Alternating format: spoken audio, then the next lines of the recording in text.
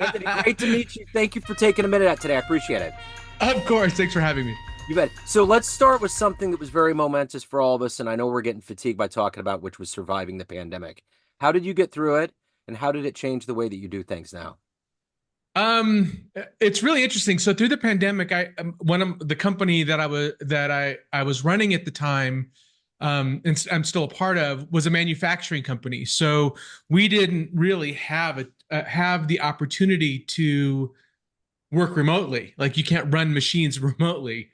Uh, uh, so there was a part of it where we were able to finagle because we made work from home products, the ability to stay open, which was, I think, and I fought for it, to be really candid. I fought for our ability to stay open, not just because for the revenue for the company, which would be obvious, but also because um, my employees needed it. The people they not only needed the paycheck, they needed the place to go to socialize and to be part of a purpose. So I kind of pushed. I guess you could say I pushed back against the system a bit Yeah. and rebelled. I got COVID really early on, and it lasted for like 4 days. So I never took the vaccine because I had natural immunity, which for some reason is still a controversial point of view. But I guess you could say I was fortunate through the pandemic, for multiple factors. I got it early on too, and I felt like that was the case. I can't remember what country it was, like Finland or Sweden. They didn't have any restrictions because they wanted herd immunity to overtake the biological And they process. fared really well. I can't remember. It's one of those Nordic countries that Yeah. did that, and they fared really well. Yeah. And that's what I Yeah. thought was going to happen because I remember Fauci saying at one point, no matter what we do, everybody's going to probably get this. Most everybody is going to get it to a certain degree. And I think that's Have Have you read that super controversial book, The Real Anthony Fauci? no, uh-uh. RFK Jr. wrote it. Yeah. Fascinating. It's a fascinating. Whatever you think of RFK Jr., it's still a fascinating read. I highly recommend it. I never really knew anything about RFK, and I listened to the interview on Rogan a long Yeah. time ago. And there were just it seems to me, and I don't want to get political about it, that there needs to be people that don't just acquiesce, that we have to be a little bit more probing about what we're doing as human beings. it's And it's really funny. To further that, like I can think of two awakenings in my life, two substantial awakenings in my life where I'm like, wait a minute, everything the government tells me isn't true. One of which, it was, I don't even remember it's actually super related to RFK, but the movie that Oliver Stone came out with, the JFK yeah, movie. yeah, Now, there's a lot of things that are wrong with that movie, but the thing that it did for me was like, wow, there's a lot of questions about who shot JFK. yeah. And then you hear all the things that what was wrong with the movie, and so I kind of let that go and started to get back into the herd mentality of believing stuff. And then I read The Real Anthony Fauci, and it just blew my mind again, about what things, the incentives around lying to the public. Right. It's really fast. I don't want to, like you, I don't want to get really political and believe what you will or not, but it's still, you should, if you think that vaccines are really important, which I do. I was a very pro vaccine person. Um, it's still worth the read to understand where you should question things and why you should question things. My son's on the autism spectrum, and I've been in the special needs world for a long time. Mm. And I have definitely talked to a lot of mothers and parents that all of a sudden, after they got the vaccine, their child just switched overnight.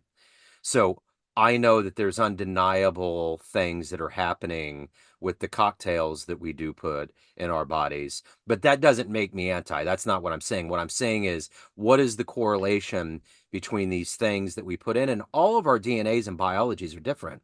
Why can't we question it? Right. I know. Why can't we just question like it's you were banned off YouTube and Twitter for all social media for questioning like, hey, maybe we should look into this, and you were just like immediately blocked for being for I don't know about you, but I got really scared about posting anything controversial for fear of being canceled.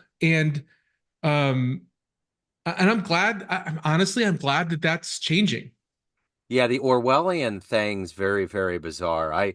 Yeah, I just read a book about the correlation between Churchill and Orwell and how their paths intersected and how Churchill came up with his policies and Orwell came up with his notions for 84. It was fascinating just what was going on and how it's I permeated and would how love that. to. Where did you? What book was that? A book? Yeah, it was. I'll find out what it was. I divulge audiobooks like crazy, and I just found it. And I was like, wow, that's interesting because it was really kind of before the election, and there was a lot of similarities with what was going on in the world. And I was like, let's just see what this is, and I just immediately got sucked in. So I'll That's send it over awesome. to you. Yeah, Yeah, I'd it's love really that. cool. Yeah.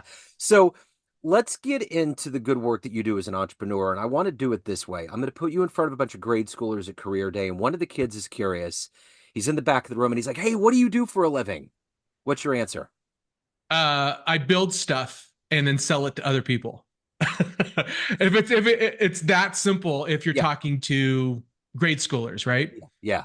So let me ask you this: what did you want to be in the third grade? How did what was the vision?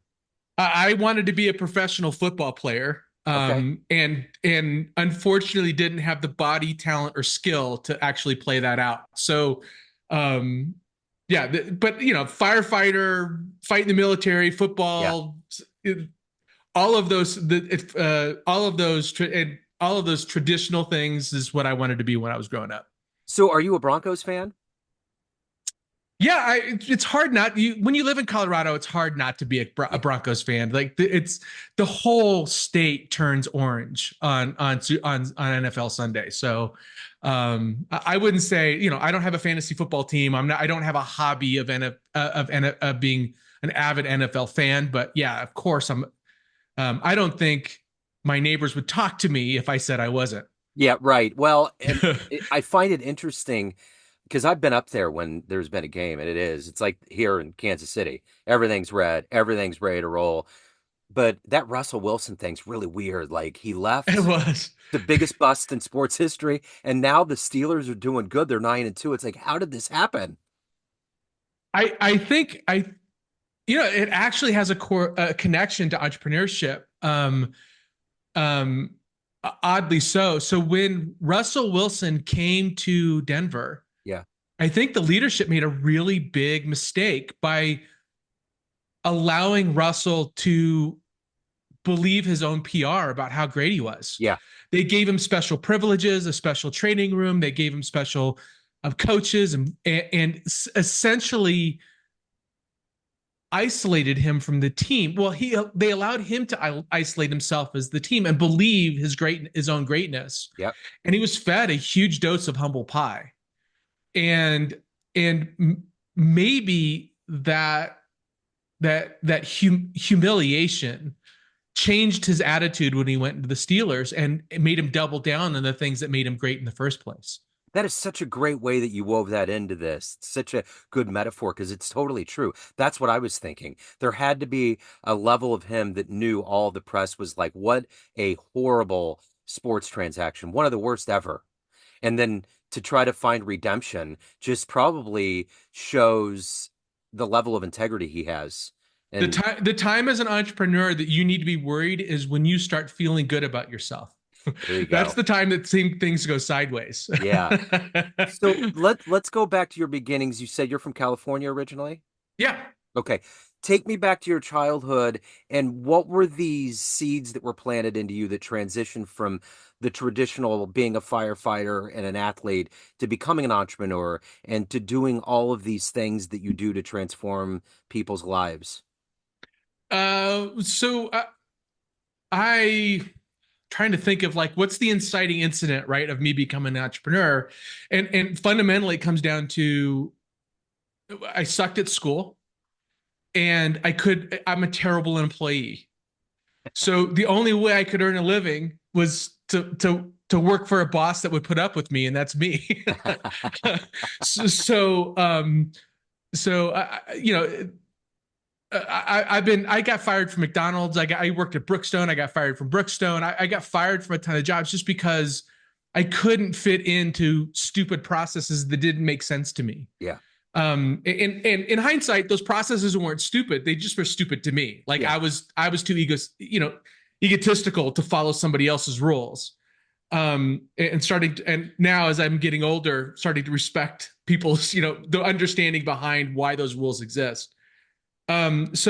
Initially my very first, you know, entrepreneur venture wasn't really a company. It was a side hustle. I happened to be fairly talented in Adobe Creative Suite and got taught it decades ago, and started doing freelance projects, making T-shirt designs for Mexico radio stations in LA. And bought a printer to print out the film for the designs that I created that the silk screener would use to print the T-shirts, and just kind of really fell in love with the fact that I got to be my own boss and set my own rules and set my own schedule.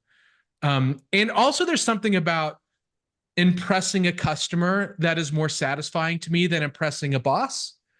Um, I don't know why. I don't know what's broken in me to make that true, but that's always kind of been instilled with me. And then progressively, I started a small company that I exited, that I sold, and then started a bigger one and a bigger one. So I essentially have started six companies on my own and with partners, and sold six of them and two to public companies. So I really like the start, the launch, and I really love the exit. They both feel like something. They both feel like a sales process that I really love. The middle part I hate, but the beginning and end is really fun. Was talking to someone the other day that was a podcaster, and he was like, I have such a hard time starting and ending podcasts. And I think about just the songs where it's like it's so hard to say goodbye. That's kind of your bread and butter. That's really a I, I, good, I love the bookends. The middle yeah, part, the books I don't love so much, but the bookends I love. yeah. So do you still Yeah. have one of those shirts that you made in the beginning? Oh gosh, no. I don't even have any of the no. You That was 30 years ago. Yeah. Man, I remember in the early days, because I'm in IT by day, I remember all those Photoshop Adobe days, and my brain just exploded when you said, designs for Mexican radio. And I was like, that had to be so hip. I mean, it would have to be. So retro and hip now. Are you kidding? 30 years Yeah, later, it's a good point. They probably be very cool. if you would have brought those in for career day, those kids would never forget you. Probably true. So, who's been the hero for you? Who's been that inspiration that's fueled this rise and this desire to be an entrepreneur? um so again, I wouldn't say that I had this calling to be an entrepreneur. I would say that I am broken, therefore I had to become an entrepreneur. And my inspiration, look, I'm going to be really boring here and say my inspiration has been most other entrepreneurs' inspiration. It's been Steve Jobs and Elon Musk. I would say are my two the people I try to quote the most, and try to live up to the ideals that they have brought to entrepreneurship. Now, I'm no Steve Jobs and I'm no Elon Musk, but I like the North Star that they've painted for entrepreneurs. So, And I have a like an arch enemy to entrepreneurship, and that would be Peter Thiel. I think the way Peter Thiel talks about entrepreneurship is damaging to entrepreneurs. Now, I think he's been great. I think he's been great as a venture capitalist. He's amazing venture capitalist, but a lot of the ideals that he publishes are good only for venture capital. And 99% of entrepreneurs don't need or shouldn't ever try to seek venture capital. So they should ignore Peter.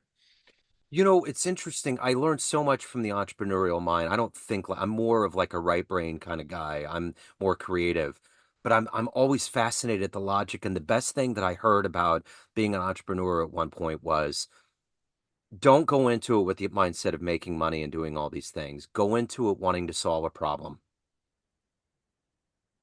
Do you do you agree with that? Or I guess, So I've heard that before. yeah, I've heard that before. The problem I have with any entrepreneurial advice is is it's true for 10% of entrepreneurs, no matter what and it depends. They always say, know how you're going to sell a product. Don't go in with the product. Go in with a customer. Know how you're going to sell it before you make the product, or go in with trying to solve a problem. And all of on the rule of thumb is that there is no rule of thumb for successful entrepreneurs. yeah, Yes, I think that's a good way of thinking about it. I also think maybe if you have a really good connection, a really good network for customers, then go find their problem and then start a company around that. You don't have to start with the problem. yeah, The worst thing you can do as an entrepreneur is this thing called what I call idea infatuation. So if you go into it believing that you know the problem that you're trying to solve, and you're not willing to let go of that as you navigate through entrepreneurship, you will fail. yeah. So yeah, it's good to have a fundamental problem, but there's other ways to start a company as well. So on this journey that you've been on, what has been one of the toughest businesses or toughest periods of your life that you didn't think that you were going to get the daylight you were expecting and it made you grow? It was the challenge that was the most beneficial. Yeah, I should say entrepreneurship is just a sequence of failures followed by an occasional win. Yeah. So every day you're failing and learning, and it's the curiosity that keeps you going. The most frustrating thing, without a doubt, this is going to get really tactical, is dealing with Amazon. So my last business sold on Amazon, and Amazon essentially controls your business, and you don't own your own business. So Amazon can make an arbitrary decision or have a mistake, and they did that to my business, and it tanked sales by 40%. Wow. And so what I guess the big takeaway from that is, the thing that I would recommend people to think about is always be paranoid. And I am, but not I am, but not enough in this circumstance. Be paranoid about the existential threats that threaten your startup. And there are a lot of them. So entrepreneurship requires this weird mix of optimism and that you can solve the problems, and paranoia that you're going to fail. And yeah, just the fundamental result of that is focus on revenue diversification. That's very tactical, but try to understand, if one channel fails, how are you going to make up the sales in another channel? So all these miles you have on your odometer, all of the wisdom you gained over all these years, I'm going to Does present a it scenario. show? No, you look good. It's I'm gonna okay. I'm gonna present a scenario to you. Okay. Let's say you have a dream tonight. You run into the 18-year-old version of you, and you can give that younger version of you a piece of advice based on this wisdom you accumulated. What would you tell that version of you? Go to uh, take college more seriously and don't be an entrepreneur. Oh, that's interesting. Talk about waiting for Godot, man. That's like the moment. Well, look, I think I would have ignored it. Yeah, And most entrepreneur, that's the same advice I give any entrepreneur, or aspiring entrepreneur. Don't do it. The divorce rate is higher, depression is higher, amount of suicide is higher, the amount of failure is ridiculous. Like 90% of businesses fail within the first 5 years. You are going against companies with more resources, more better talent, more history, customers. The likelihood of you succeeding is extremely low. And I I think true entrepreneurs, are delusional in the fact that they think they can overcome that, and a lot do. yeah.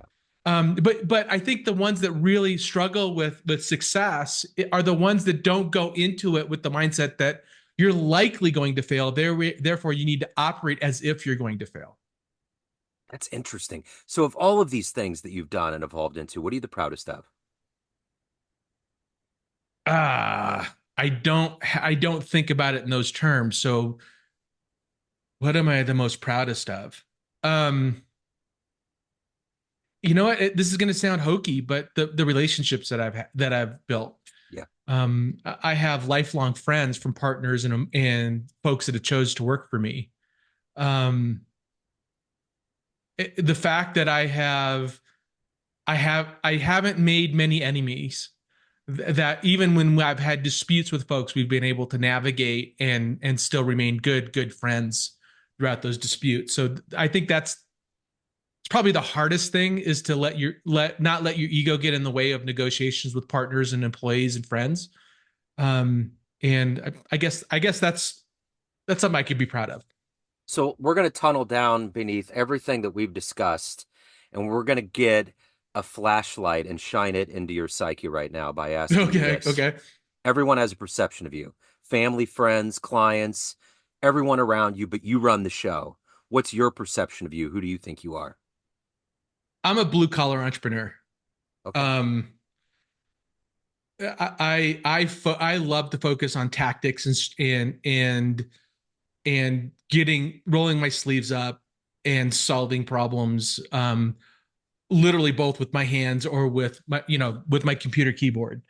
Yeah, my perception is you remember you know who Click and Clack is from NPR, the I mechanic love those guys. dudes. Yes. My podcast, How to Founder, when I went into it with my co-host Chris Franks, I went into saying we're the click and clack of entrepreneurship. We're not going to talk about this as this aspirational, you know, elitist job because it's not. In reality, it's a blue collar job. That's how we're going to talk about it. So I kind of view myself as click or clack I love it. when it comes to entrepreneurship.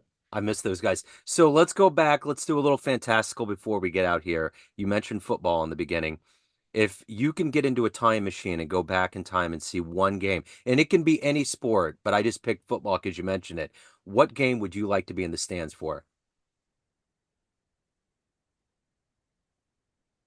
I would have liked to have seen the Broncos win the Super Bowl. I would have liked to have been at the Peyton Manning Super Bowl win. That would Yeah, have been fun. yeah, Yeah. yeah, for sure. Hey, man, if anyone wants to tune into your podcast, they want to reach out, they want to do business, any of the good business, where do they go? Yeah. So my podcast is How to Founder, howtofounder.com, is where you can find me and all the links to our podcast. We're also looking for great entrepreneurial guests. So just reach out to me. Um, and we'll get you booked. It's think of it as a tactical and practical guide. So we dive really deep on a entrepreneurial topic, like how to read a P&L, or what to do when an employee steals from you, or how to build a vision mission statement. So we get very tactical in each episode, with the goal of eventually writing a reference manual for entrepreneurs. And I will help entrepreneurs on occasion as a coach or a consultant. But my passion right now is that podcast, and I also do help folks go to market. So if you're looking to exit your business, I can help you with that too. Right on. Anthony, this has been wonderful. Thank you, sir. Thank you for your Thank you for having me. Yeah, Yeah. absolutely. All right, so we're out. This was fascinating. Thank you, man. I love the way you roll. I love the way that you think. It's fascinating. So, Oh, thank you so much for having me. The whole podcast guest is kind of a new thing for me. yeah. So I really appreciate you taking a chance on me. Yeah, no, it's great.